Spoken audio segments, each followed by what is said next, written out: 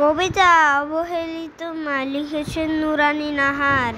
আমার মা রোজ অবহেলিত, আমার বাবার কাছে মুখটি তাহার বেজায় কালো, তবুও সবার মাঝে হাসে, দুঃখ তাহার কোনায় কোনায়, তবুও কাজ করে আমার বাবা রোজ বিকেলে। হাঁটতে বেরুলে তোমার মায়ের হাতটি ধরে অতি যতনে, আমার মা অসুস্থ হলে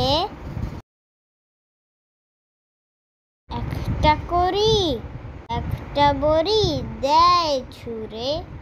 ঘরে অসুখ এসেছে, কোথায় যত্ন পেল মা, তবুও সংসারকে ভালোবাসে এমন পিতা ভুবন্তরে ছড়িয়ে ছিটিয়ে থাকে।